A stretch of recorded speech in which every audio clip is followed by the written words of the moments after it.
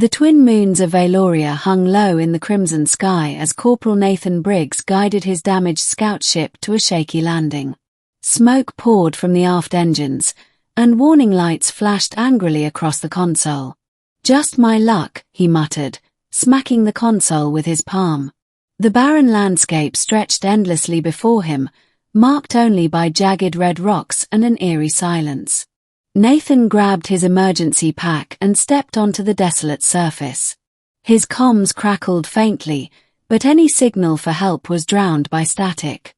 As he surveyed the area, a faint shimmer caught his eye in the distance. Curiosity trumped caution, and he trudged toward the glint. Nestled among the rocks was a small, sleek escape pod, its surface covered in a fine layer of red dust. The hatch was ajar, and faint claw marks scratched along its edges. "Hello," Nathan called, his voice echoing in the emptiness. He approached cautiously, his hand on the sidearm at his belt.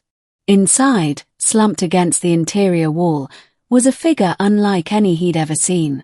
She was tall and willowy, her skin a pale, opalescent white that shimmered faintly even in the dim light. Her hair, jet black and flowing like liquid silk, framed a face with angular features and deep, hollow eyes that flickered with a faint violet hue. The most striking detail, however, was the faint trace of fangs protruding from her slightly parted lips. Her chest rose and fell weakly, and her eyes fluttered open as he stepped closer.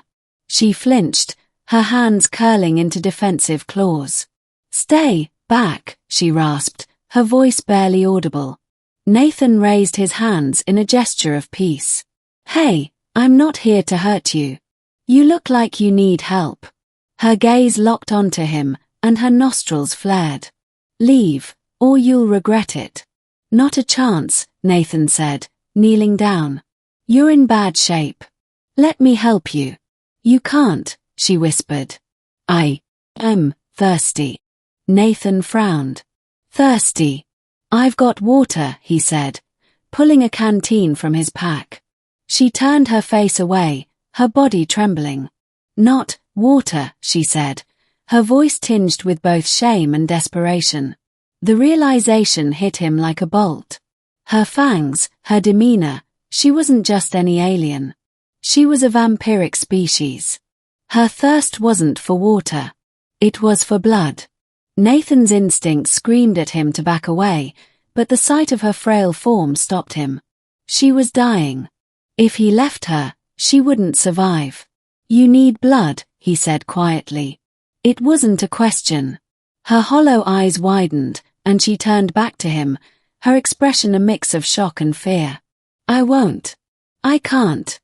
Nathan exhaled, his decision already made. He rolled up his sleeve but hesitated, then thought better of it. Instead, he tilted his head and exposed his neck. "Do it," he said firmly. She recoiled. "You don't know what you're offering. My kind, we're monsters." "Doesn't look that way to me," Nathan replied. "You're dying. And I'm not just going to watch." She hesitated for what felt like an eternity before inching closer. Her breath was warm against his skin, and her trembling hands rested on his shoulders. "If I lose control." "You won't," he said, his voice steady. "I trust you." A single tear escaped her violet eye as she whispered, "Thank you." Her fangs pierced his skin, and he tensed, the sensation sharp but not unbearable. A warmth spread through him, followed by a strange lightheadedness.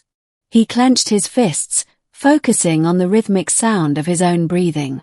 After a moment, she pulled away, her lips stained faintly crimson.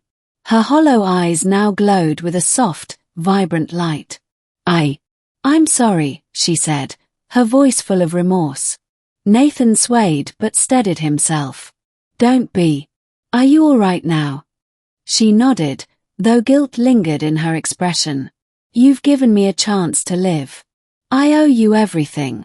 Over the next few days, Nathan worked to repair his ship while learning more about his unexpected companion. Her name was Selara, and she was a refugee from a distant star system destroyed by war. Her kind had long been feared and misunderstood, hunted to near extinction despite their attempts to live peacefully. "We're seen as parasites," she explained one evening as they sat beneath the twin moons. "But we don't take more than we need. At least, not those of us who follow the old ways." "Sounds like humanity's history," Nathan said. "Fear leads to hate. Hate leads to, well, bad things." Selara smiled faintly. "And yet, you didn't fear me. Why?" Nathan shrugged. "Maybe I'm just crazy. Or maybe I saw someone who needed help. That's enough for me." Their bond grew as they worked together to get the ship operational. Selara's enhanced senses and strength proved invaluable, and Nathan found her sharp intellect and wry humor refreshing. For the first time in years, he felt less alone. The day the ship's engines roared to life was bittersweet. As they prepared to leave Valoria, Selara's expression grew somber. "Where will you go?" she asked softly. Nathan hesitated. "I was going to ask you the same thing." She blinked, surprised. You'd let me stay." "Why not?" he said, smiling. "We make a pretty good team. Besides, the galaxy's a lot less lonely with someone to share it with." Selara's eyes shimmered with unshed tears. "Thank you, Nathan. For everything." As the ship ascended into the stars, Nathan glanced at Selara, her gaze fixed on the horizon of endless possibilities. He didn't know what lay ahead, but for the first time in a long while, he felt hope. Together, they would face whatever the galaxy threw their way.